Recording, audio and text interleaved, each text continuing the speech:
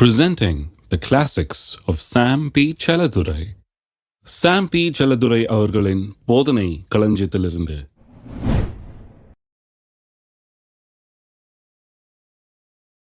நிறைய பேருக்கு மனம் புதிதாக ஆதனால தான் கர்த்தர் அவர்கள் ஆசீர்வதிச்சு வேதனையற்ற ஆசீர்வாதத்தை வச்சுருந்தாலும் என்னதான் பண்ணியிருந்தாலும் பாலும் தேனும் ஓடுற தேசத்தை அவங்களுக்கு ரெடி பண்ணி ரெடிமேடாக வீடு கட்டி கிணறு நோண்டி தோட்டம்லாம் நட்டு எல்லாம் வச்சுருந்தாலும் இவங்க அதுக்குள்ளே பிரவேசிக்க போகிறதே கிடையாது. இவருடைய மனம் அதற்கு இடம் கொடுக்காது. ஏன்னா மனம் அந்த ஏழ்மைத்தனத்தின் எண்ணம், அடிமைத்தனத்தின் எண்ணமாக இருக்கிற மனம் புதிதாகாமல் தேவனுடைய ஆசீர்வாதங்களை பெற்று அனுபவிக்க முடியாது. நம்ம இஸ்ரேல் மக்களுடைய கதை சொல்லி மாளாது. வனாந்தரத்தில் 11 நாள் தான் கடக்கிறதுக்கு. அந்த 11 நாளைக்குள்ள இதை கற்றுக்கிட்டு அப்பாடா இது புது விதமான வாழ்க்கை, நான் ரெடி ஆண்டவரே, இந்த வாழ்க்கை ரொம்ப பெஸ்ட்டாக இருக்குது, பிரமாதமாக இருக்குது, நான் ரெடி பாலுந்தேனுக்கு அப்படின்னு சொல்லி அவன் நுழையும்படியாக அந்த நாட்களில் கொண்டாடுறாரு. ஆனால் அந்த வனாந்தரத்தில் இருக்கும்போது புத்தி இவனுக்கு மாறவே மாட்டேங்குது. அதை சாப்பிட்றான், தண்ணியை குடிக்கிறான், அற்புதங்களெல்லாம் அனுபவிக்கிறான், ஆனால் புத்தி மட்டும் மாறவே மாட்டேங்குது. புத்தி மாறுறது எவ்வளோ கஷ்டன்றது கொஞ்சம் கவனிக்கணும். நீங்கள் அதுதான் பார்க்க விரும்புகிறேன். எவ்வளோ கஷ்டம் பாருங்கள். கடவுளுடைய அற்புதங்களெல்லாம் அனுபவிக்கிறாங்க, ஆனால் புத்தி மட்டும் மாறவே மாட்டேங்குது. ஒரு ரேடிக்கல் டிரான்சிஷன் உண்டாக மாட்டேங்குது, சேஞ்ச் உண்டாக மாட்டேங்குது, மாற்றம் உண்டாக மாட்டேங்கிறது. அது மாற்றம் உண்டானாதான் அந்த பாலும் தேனும் ஓடுற தேசத்தை போய் பொசஸ் பண்ண முடியும், அதை சொந்தமாக்கி கொள்ள முடியும். அதுக்கு ஒரு புதிய மைண்ட் செட் தேவை. கர்த்தர் சொல்றாரு, கானான் தேசத்தை உனக்காக வச்சிருக்கிறேன். இவன் சொல்றான், அங்கே ஐயோ ராட்சதர்கள்லாம் இருக்கிறாங்களாங்க. அந்த ராட்சதரை பார்த்து பயப்படாத, அவனை ஒரு வாட்ச்மேன் மாதிரி வச்சிருக்கிறேன். நீ போகிற வரைக்கும் அந்த இடத்த உனக்காக பார்த்துக்கிறதுக்காக. யாருமே இல்லைன்னா காடாயிடும் ஊர். அதனால அவனுங்களெல்லாம் அங்கே இருக்க சொல்லியிருக்கிறேன். நல்லா வாட்டு சாட்டமாக இருக்கிறான். அவன் ஒன்றை பண்ண போகிறதில்ல. உன் வீட்டை பாதுகாக்கிறதுக்காக நல்லா டால் வாட்ச்மேனாக கொடுத்துருக்குறான். அவனுக்கு உன் தோட்டத்தை உன் வீட்டெல்லாம் நல்லா பத்திரமா வச்சுட்டு இருந்து நீ உன்னை ஹேண்ட் ஓவர் பண்ணுறதுக்காக நல்ல பெரிய பெரிய ராட்சதர்லாம் டியூட்டி போட்டிருக்கிறான்றார். ஹலோ, இவன் நினச்சான், ஐயோ ராட்சதர்களா நமக்கு ஆகாதுன்னு. திருப்பவும் எண்ணாகமம் 13ஆம் அதிகாரம் நமக்கு தெரிஞ்ச ஒரு சம்பவம், ஆனால் ஒரு புதிய ஒரு காரியத்தை அதில் நாம் காணப்போகிறோம் இன்றைக்கு. எண்ணாகம் 13ஆம் அதிகாரம் 13:27. 12 வேவு பார்க்கிறவர்களை அனுப்புகிறாங்க இல்லையா. வந்துட்டாங்க. ஒரு 4 எட்டு எடுத்து வச்சா உள்ளே போயிடலாம், கானான் தேசத்துள்ள சுதந்திரிச்சிடலாம், பாலும் தேனும் ஓடுற தேசத்தை. அந்த 4 எட்டு எடுத்து வைக்கிறது தான் கஷ்டமாக இருக்குது. புத்தி விட மாட்டேங்குது, மனம் விட மாட்டேங்குது. அந்த பாலும் தேனும் அனுபவிக்கிறதுக்கு அவனுக்கு மனம் இடம் கொடுக்க மாட்டேங்குது. 27ஆம் வசனத்தை பாருங்க. போன அந்த 12 வேவு பார்க்கிறவர்கள் திரும்பி மோசேட்ட ரிப்போர்ட்டை கொடுக்குறாங்க, என்ன பார்த்தோன்னு. அவர் மோசையை நோக்கி, நீர் எங்களை அனுப்பின தேசத்துக்கு நாங்கள் போய் வந்தோம், அது பாலும் தேனும் ஓடுகிற தேசம்தான். கரெக்டு, பாலும் தேனும் ஓடுது பார்த்தோம் நாங்கன்றாங்க. இது அதனுடைய கனி, ப்ரூஃபை கொண்டு வந்திருக்கிறாங்க. அங்கேருந்து பழம்லாம். ஆனாலும் அந்த தேசத்தில் குடியிருக்கிற ஜனங்கள் பலவான்கள், பட்டணங்கள் அரணிப்பானவைகளும் மிக பெரியவைகளுமாய் இருக்கிறது. அங்கே ஏனோக்கின் குமாரரையும் கண்டோம். அமலேக்கிய தென்புறமான தேசத்தில் குடியிருக்கிறார்கள். ஏத்தியரும் எபூசியரும் எமோரியரும் மலைநாட்டில் குடியிருக்கிறார்கள். கானானியர் கடல் அருகையும் யோர்தான் அண்டையிலும் குடியிருக்கிறார்கள் என்றார்கள். எல்லாம் போய் அனலைஸ் பண்ணிட்டு வந்துட்டாங்க, யார் யார் எங்கே இருக்கிறான்னு சர்வே பண்ணி சென்சஸ் மாதிரி எடுத்துகிட்டு வந்திருக்கான் இல்லை. அப்பொழுது காலை மோசைக்கு முன்பாக ஜனங்களை அமர்த்தி, நாம் உடனே போய் அதை சுதந்திரித்துக் கொள்வோம், நாம் அதை எளிதாய் ஜெயித்து கொள்ளலாம் என்றான். பாருங்க, இவனும் அடிமையாக இருந்தவன் தான், இந்த கும்பலை சேர்ந்தவன் தான். ஆனால் இவனுடைய மனதில் ஒரு பெரிய ரேடிக்கல் சேஞ்ச் உண்டாயிடுச்சு, பெரிய மாற்றம் உண்டாயிட்ட மாதிரி இருக்குது. இவனுடைய திங்கிங்கே வேற மாதிரி இருக்கு பாருங்க. அவன் சொல்கிறான், வாங்க வாங்க உடனே போகலாம். ஐயோ அவ்வளோ நல்ல தேசம் கர்த்தர் நமக்கு கொடுத்துட்டேன்றாரு, நம்ம அப்புறம் ஏன் இங்கே உட்காந்துட்டு இருக்கணும், உடனே போய் சீக்கிரம் எடுத்துக்கலாம், எளிதாய் அதை ஜெயித்து கொள்ளலாம் என்கிறான். எல்லாம் சொல்லுங்க எளிதாய். இந்த எளிதாய் ரொம்ப முக்கியம். போராடி வேர்வை சிந்தி இல்லை, எளிதாக ஈஸியாக நம்ம கையில் வந்துடும். அது ஒன்றும் இல்லை, கர்த்தர் நமக்காக வச்சிருக்கிறாரு, ஈஸியாக அதை நமக்கு சொந்தமாக்கிடலாம், வாங்க நம்ம பேசலாம். அப்போ மனம் பாருங்கள், அவன் மனம் எப்படி இருக்குதுன்னு டோட்டலாக சேஞ்ச் ஆகிடுச்சு. இருக்கீங்களா? அந்த 12 பேரில் இவனுடைய மனம் டோட்டலாக சேஞ்ச் ஆகிடுச்சு. யோசுவாவும் அதே மாதிரி தான் பேசுகிறான், பின்னால் வாசிப்போம். அது 2 பேருடைய மனம் ரொம்ப டோட்டலாக சேஞ்ச் ஆகிடுச்சு. அவங்க பட்டாம்பூச்சி ஆகிட்டாங்க. இந்த புழு புத்தி இல்லை அவங்களுக்கு, பூச்சி புழு புத்தியெல்லாம் இல்லை, பட்டாம்பூச்சி அழகாயிட்டாங்க. ஆளுங்க ஜோராயிட்டாங்க. எளிதாய் சீக்கிரம் போய் டக்குன்னு சொந்தமாக்கிக்கலாம், ஒன்றும் பிரச்சனையே இல்லை, இது ரொம்ப ஈஸி அப்படின்றாங்க. இந்த மாதிரி பேசுகிற ஆளுங்களை பார்த்துருக்கீங்க? பேசினாலே நம்ம கிறிஸ்தவங்க அதை உடனே அவிச்சு போட்டுருவாங்க. அது எப்படி ஈஸி, எல்லாம் கஷ்டப்பட்டால் தான் கிடைக்கும் உனக்கு. ஹலோ, எல்லாம் உனக்கு கஷ்டப்பட்டாதான் வரும். அது என்ன ஈஸி அப்படின்னா உடனே சொல்கிறான், ஈஸியாக சுதந்திரித்துக் கொள்ளலாம். 31 அவனோட கூட போய் வந்த மனிதரோ பாருங்க, மனம் புதிதாகாத மற்ற 10 பேர் பேசுகிறான். நாம் போய் அந்த ஜனங்களோட எதிர்க்க நம்மாலே, அவன் பாஷை எப்படி இருக்கு பாருங்க. இவன் சொல்கிறான் ஈஸியாக ஜெயித்திடலான்னு, அவன் சொல்கிறான் கூடாது, நம்ம போய் அந்த ஜனங்களை ஜெயிக்க கூடாது, நம்மால் கூடாது. மனம் புதிதாக ஆளுங்களை பாருங்க, நம்மளால முடியாதுங்க, அதெல்லாம் நம்ம அந்த அளவுக்கெல்லாம் போக முடியாதுங்க, நமக்கு அது முடியாதுங்க, இப்படி தான் பேசுவாங்க பாருங்க. நம்மால் கூடாது, அவர்கள் நம்மை பார்க்கலும் பலவான்கள் என்றார்கள். நாங்கள் போய் சுற்றி பார்த்து வந்த தேசம் தன் குடிகளை பட்சிக்கிற தேசம், நாங்கள் அதில் கண்ட ஜனங்கள் எல்லாரும் மிகவும் பெரிய ஆட்கள். அங்கே ராட்சத பிரிவியான ஏனோக்கின் குமாரனாகிய ராட்சதரையும் கண்டோம். நாங்கள் எங்கள் பார்வைக்கு வெட்டிகளிலே போல் இருந்தோம். அது ஒரு அளவுக்கு ஓகே. ஏன்னா இவன் சின்ன புத்தி இருக்கு இவனுக்கு, இன்ஃபீரியாரிட்டி காம்ப்ளெக்ஸ். நாங்கள் வெட்டுக்கிளி மாதிரி இருக்கிறோம் அப்படிங்கிறான். அடுத்தது பாருங்க, அவர்கள் பார்வைக்கும் அப்படியே இருந்தோம். பைத்தியம் முத்திருச்சு இப்போ. எங்கள் பார்வைக்கு வெட்டுக்கிளியா இருந்தோம் சொல்றதுல ஒரு நியாயம் இருக்குது. ஏன்னா ஏதோ அவனுக்கு தெரிஞ்சதை சொல்றான் அவனை பற்றி. அவங்க பார்வைக்கு எப்படி இருந்தாங்க, இவனுக்கு எப்படி தெரியும்ன்றான். வெளிப்பாடு மாதிரி கிடைச்சிருக்கு அவனுக்கு. எப்படி தெரியும்னா அதான் அவன் பயம் பேசுது.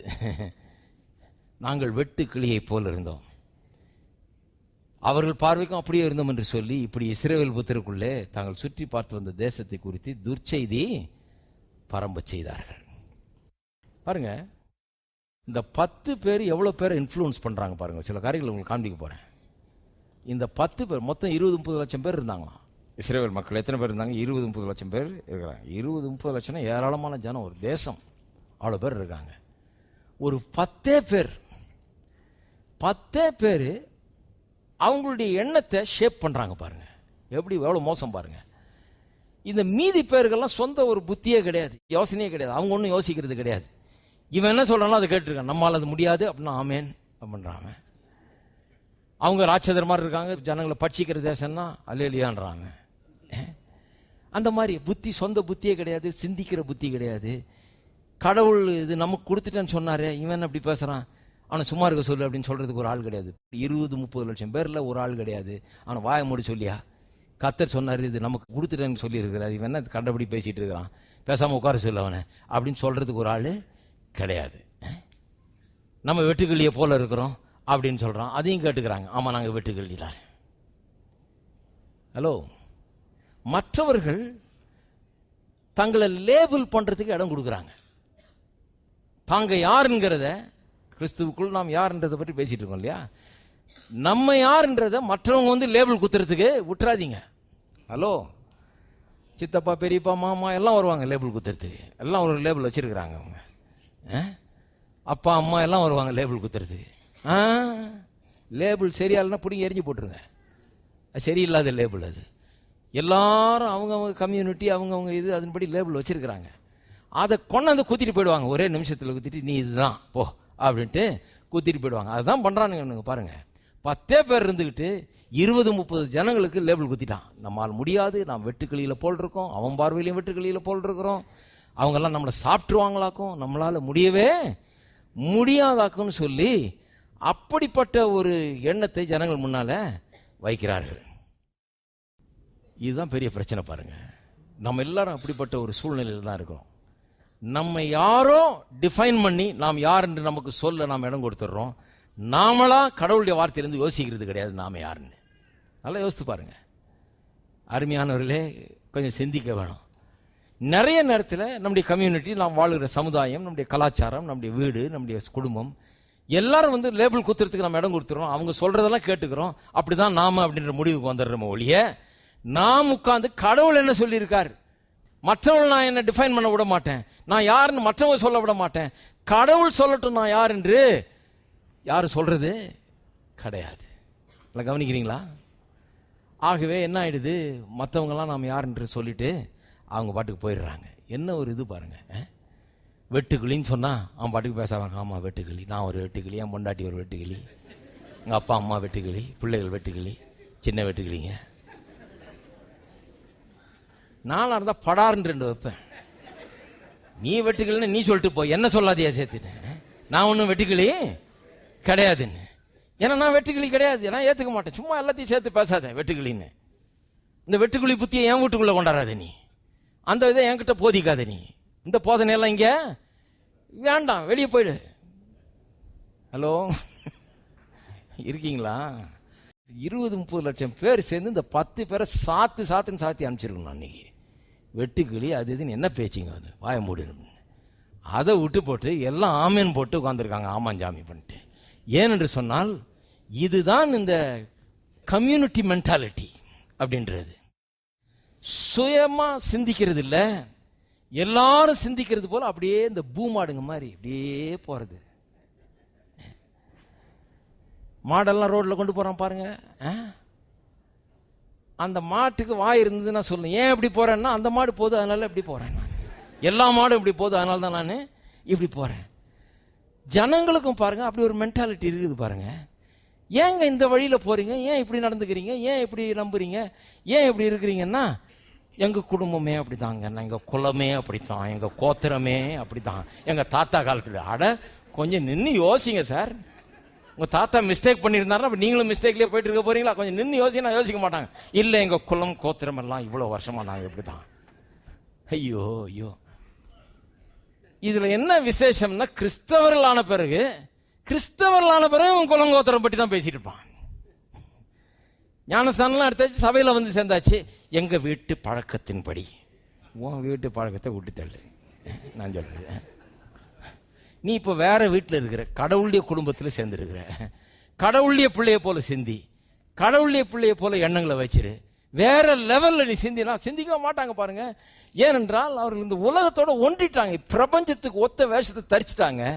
மனம் புதிதாகி மறுரூபமாக சான்ஸே கிடையாது. வேற ஆளா மாறவே முடியாது, வெற்றிகரமா மாற முடியாது. கர்த்தர் அவங்களுக்காக பாலும் தேனும் வச்சிருக்கிறாரு. வச்சிருந்தாலும் மனாந்தரத்தில் மடிந்து போனார்கள். அது போலதான் நிறைய கிறிஸ்தவர்கள் இருக்கிறார்கள் இன்றைக்கு. இருக்கீங்களா? மற்றவர்கள் நீங்கள் யார் என்று டிஃபைன் பண்ண அனுமதிக்காதீர்கள். கர்த்தர் நீங்கள் யார் என்று சொல்லியிருக்கிறார். கர்த்தர் என்ன சொல்லியிருக்கிறாரு? உங்களை ராஜாக்களாக்கி இருக்கிறார். ஆமென். நீங்கள் ராஜாக்கள். கர்த்தர் என்ன ராஜான்றாரு. ஆகவே நான் ராஜா. இதை சொல்லி பாருங்க, உடனே சிலருக்கெல்லாம் கோபம் வந்துடும். ஒருத்தர் அன்னைக்கு பிரசங்கம் பண்ணிட்டு சொல்றாரு பாருங்க, சிலர்லாம் இன்னைக்கு வந்து ராஜா அது இதுன்னு பிரசங்கம் பண்றாங்க. நான் சொல்றேன், நம்மெல்லாம் ஒண்ணும் கிடையாது, நம்மெல்லாம் குப்பைகள், நம்மெல்லாம் தூசிகள், நம்மெல்லாம் மறுகதையற்ற பாவிகள். அதுக்கு அல்லேலூயா ஆமென் சொல்றதுக்கு ஒரு கும்பல் கூடி இருக்கு. அவர் டிஃபைன் பண்றார். அவர் டிஃபைன் பண்ணி அந்த சபையாரெல்லாம் அதை அவருடைய definition of who they are, அவர்கள் யார் என்கிற அவருடைய டெஃபினிஷனை ஏற்றுக்கொள்கிறார்கள். நான் சொல்றேன், கர்த்தர் என்ன டிஃபைன் பண்றாரு, உங்களை டிஃபைன் பண்றாரு.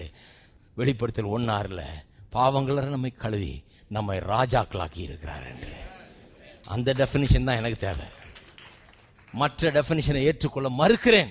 நான் ஒரு ராஜா இல்லைங்களா? பாருங்க, இதை முதல்ல உள்ளத்தில் வச்சு நம்ம ஒரு ராஜாவா காணணும். ஏன்னா ஒரு ஆவிக்குரிய பிரமாணம் ஒன்று இருக்கு பாருங்க. காரியங்கள்லாம் ஆவிக்குரிய பிரமாணங்களால் இயங்குகிறது. இப்போ பூமி பாருங்க, பூமிக்குரிய பிரமாணங்களால் இயங்குகிறது. பிசிக்கல் லாஸ், கிராவிட்டின்னு ஒரு லா இருக்குது. அந்த லாவை நீங்கள் ஒன்றும் பண்ண முடியாது, அப்படிதான். அந்த லாவை சுற்றி தான் நீங்கள் வாழணும். அந்த லாவின் அடிப்படையில் தான் வாழணும், அந்த சட்டத்தின் அடிப்படையில் தான். புவி ஈர்ப்புன்றது ஒரு சட்டம். எனக்கு அது பிடிக்கலன்னா அவ்வளோதான், மேலேருந்து கீழே குதிச்சா எலும்பு எண்ண வேண்டியதுதான். ஜாகிரதையாக இருக்கணும்.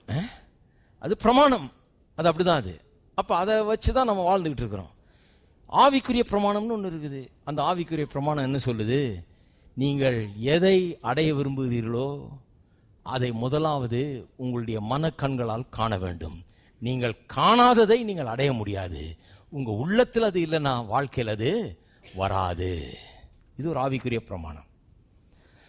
யோசுவாவும் இஸ்ரவேல் ஜனங்களும் போய் எரிகோ பட்டணத்தை எடுக்கிறதுக்கு முன்னால உள்ளேயும் போல இன்னும் ஜெயிக்கவும் இல்லை, மதில் செவரும் விழல, ஒன்றும் நடக்கல. ஆனால் கர்த்தர் சொல்றாரு, இதோ இந்த எரிகோ பட்டணத்தையும் அதன் ராஜாவையும் அதனுடைய ரதங்களையும் அதனுடைய குதிரைகளையும் எல்லாத்தையும் உன்னுடைய கையில் ஒப்பு கொடுத்தேன்.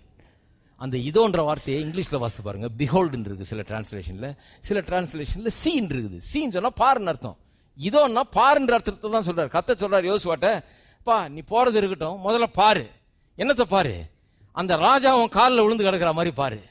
அந்த ரதங்கள் குதிரை எல்லாம் உனக்கு சொந்தமாயிட்டுதா பாரு. அந்த பட்டணம் உனக்கு சொந்தமாயிட்டுதா நீ பாரு. அது உனக்கு சொந்தம் என்கிறதை பாரு, உன்னுடைய மனக்கண்கள்ல பாரு. பார்த்தினாதான் நீ அதை அடைய முடியும். இது ஒரு ஆவிக்குரிய பிரமாணம், இதை மாற்ற முடியாது நம்ம. எனக்கு அது இஷ்டம் இல்லை, நான் அதை நம்பல, நம்பாம போங்க. அது அப்படிதான். அது உள்ள பார்க்கலன்னா வெளியே வராது.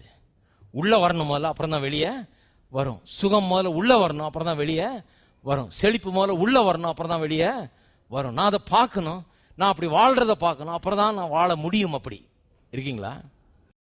இஸ்ரவேலருடைய பிரச்சனை என்னன்னா, அவங்களால பார்க்க முடியல தங்களை ராஜாக்களாக, பாலும் தேனும் ஓடுற தேசத்தில் வாழுகிறவர்களாக, ஆசீர்வதிக்கப்பட்டவர்களாக. நாங்கள் அடிமை இல்லை, நல்லா சந்தோஷமாக வாழலாம், நமக்கு ஏராளம் தாராளமாக இருக்கும், எல்லாம் நமக்கு எல்லாம் கொட்டி கிடக்கும் அப்படின்றத பார்க்கவே முடியல. அந்த இல்லாமல் வறுமை அதிலே வாழ்ந்து வாழ்ந்து வாழ்ந்து அடி வாங்கி உத வாங்கி கை நீட்டி பொழைச்சே பழக்கமாயிடுச்சு. அவங்களால இந்த ஏராளம் தாராளம் அபரிமிதம் இதையெல்லாம் இமேஜின் பண்ணி கூட பார்க்க முடியவில்லை. அதனால தான் வாழ்க்கையில் அனுபவிக்க முடியவில்லை. உங்களை ராஜாவாக பாருங்கள், முதல்ல ராஜாவாக எண்ணுங்கள், பாருங்கள். ராஜாவாக எண்ண ஆரம்பித்த உடனே ஒரு பெரிய வித்தியாசம் உண்டாகும். ராஜாவாக எண்ண ஆரம்பித்த உடனே இன்னைக்கு வெளியே போனோடனே பெட்ரோல் பங்குக்கு போவீங்க. முன்னெல்லாம் ஒரு லிட்டராக போடுவீங்க. 1 லிட்டரு பெட்ரோலு, 1 பாயிண்ட்டு ஆயில். என்ன தாராளம் பாருங்க. சொல்கிறாங்க அவ்வளோதான் இருக்குது காசு, என்ன பண்ணுறது? சரி, பிரச்சனை இல்லை, அவ்வளோதான் இருக்குதுன்னு அவ்வளோதான் போட முடியும், வேற ஒன்றும் பண்ண முடியாது. ஆனால் அந்த மாதிரி ஆளுங்க என்ன பிரச்சனைன்னா, இந்த 1 லிட்டர் 1 பாயிண்ட் போட்டே தாயி புத்தி 1 லிட்டர் 1 பாயிண்ட் புத்தி ஆயிடுது. 10,000 ரூபா பாக்கெட்டில் இருந்தாலும் 1 லிட்டர் 1 பாயிண்ட் போடு. அதுதான், அதுக்கு தான் வரக்கூடாதுன்றேன். உங்கள்கிட்ட இல்லைன்னா இல்லாத நான் போட சொல்ல, இல்லைன்னா அடி விடும் இல்லையா? இல்லாததை போடுங்கன்னு சொல்லலை. இல்லாத காலத்தில் சரி ஆமாம் 1 லிட்டரு 1 பாயிண்ட் போடுறோம். ஆனா அந்த புத்தியை நமக்குள்ள செட் ஆகிறதுக்கு அனுமதிக்க கூடாது. அதை போடும்போதே சொல்லணும், கர்த்தர் ஆசீர்வதிப்பார், ஒரு நாள் இது டேங்கா நான் ஃபில்அப் பண்ற நாள் வரும். இதை நான் வெறுக்கிறேன். 1 லிட்டரு 1 பாயிண்ட் 1 லிட்டரு 1 பாயிண்ட் எவ்வளவு நாள் போடுறது? சீக்கிரம் இது முடிவுக்கு வரும். இந்த டேங்கை நிரப்பக்கூடிய அளவுக்கு இந்த வாழ்க்கை மாறும்ன்றது விசுவாசிங்க எதிர்பாருங்க. அப்ப அப்படிப்பட்ட ஒரு நாள் வரும்போது டக்கு நிரப்பியா அப்படின்னு நிரப்புன்ட்டு இப்படி பார்த்துட்டு இருப்பேன். அவங்கள பார்ப்பாங்க, புதுசா இருக்கிறாரு, எல்லாம் 1 லிட்டர் 1 பாயிண்ட் கேட்கறான், இந்த ஆள் ஃபில்அப் பண்ணுன்றாரு.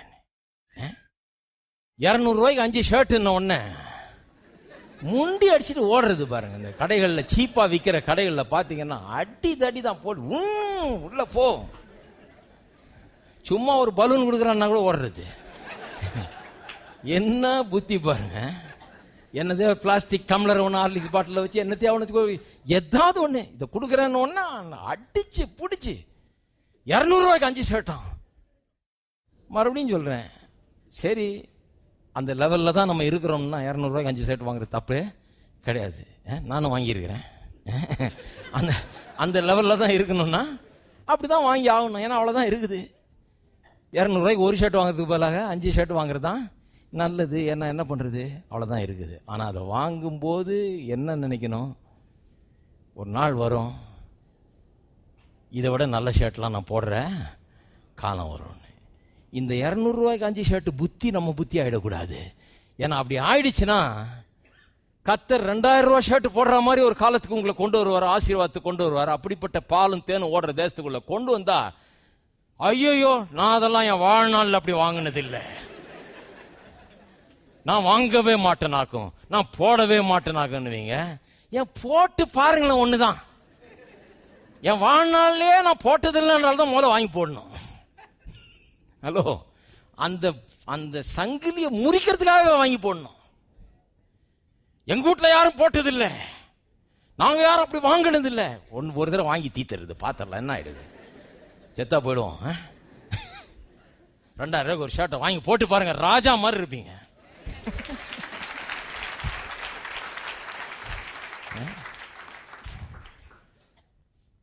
சீப்பு புத்தி ஆயிடக்கூடாது. காசு இல்லாத நேரத்தில் சீப்பா வாங்குறது ஓகே.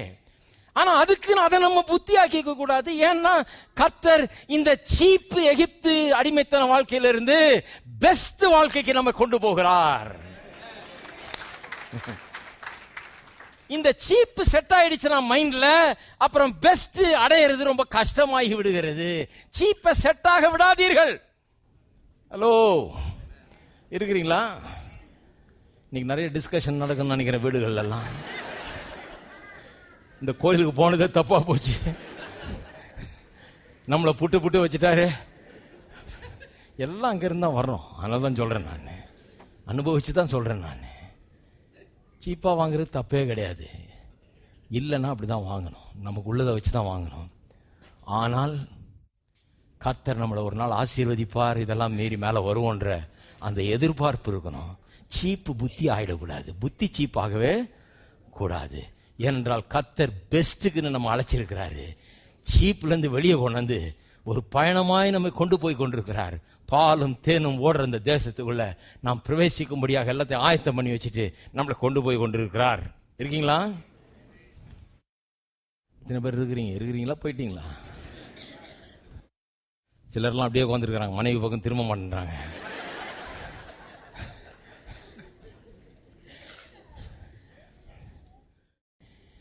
புத்தி பெஸ்டா இருக்கணும். கையில காசு இல்லைன்னா கூட புத்தி எப்படி இருக்கணும்? பெஸ்டா இருக்கணும். ஏன்னா பெஸ்ட் அனுபவிக்க முடியாதான் கர்த்தர் தெரிந்து கொண்டிருக்கிறார். என்ன லுங்கியில சுத்திட்டு இருக்க முடியாது, கர்த்தர் அழைக்கல. லுங்கி கட்டினாலே பிளாட்ஃபார்ம்ல உட்கார வேண்டிய ஒரு புத்தி வந்துடும் கூடயே. இந்த லுங்கிக்குன்னு ஒரு புத்தி இருக்கு தனியா. லுங்கி வாங்கும்போது புத்தியை வாங்குறோம் நம்ம. அதை எங்க போடணுமோ அங்கதான் போடணும், படுக்கை அறையில போடணும். அதை விட்டுட்டு வெளியே வரும்போது கொஞ்சம் நல்லா போடணும். ஏன் நல்லா போடணும்னா கர்த்தர் பெஸ்ட் வாழ்க்கைக்காக நம்ம அழைச்சிருக்கிறார். ஆகவே எவ்வளோ பெஸ்ட்டாக போடுறோமோ அவ்வளோ நல்லது. ஏன்னா நான் பெஸ்ட்டுக்காக அழைக்கப்பட்டிருக்கிறேன். என் மைண்டை முதல்ல நான் பெஸ்ட்டுக்காக ஆயத்தப்படுத்த வேண்டும். என் மைண்டை நான் ஏராளம் தாராளத்துக்காக ஆயத்தப்படுத்த வேணும். என் உள்ளத்தை நான் ஒரு நல்ல அருமையான வளமான வாழ்க்கைக்காக என்னுடைய உள்ளத்தை நான் ஆயத்தப்படுத்த வேணும். இது உள்ளத்தை ஆயத்தப்படுத்தாம போய் நுழைய முடியாது. பாருங்க, சீப் புத்தியை வச்சுக்கிட்டு பெஸ்ட் லைஃப் உள்ள நுழைய முடியாது. நிறைய கிறிஸ்தவர்களுடைய பிரச்சனை தான், சீப் புத்தி இருக்கிறதுனால பெஸ்ட் வாழ்க்கைக்குள்ள நுழைய முடியவில்லை. சாரி அப்படி சொன்னது, ஆனா அப்படி சொன்னதான் வழங்கும் கரெக்டா. புத்தியை விட்டுறக்கூடாது நம்ம சீப்பாகிறதுக்கு. புத்தி கர்த்தருடைய வார்த்தையின் அளவுக்கு உயர்ந்திருக்க வேண்டும் நம்முடைய புத்தி, இல்லையா?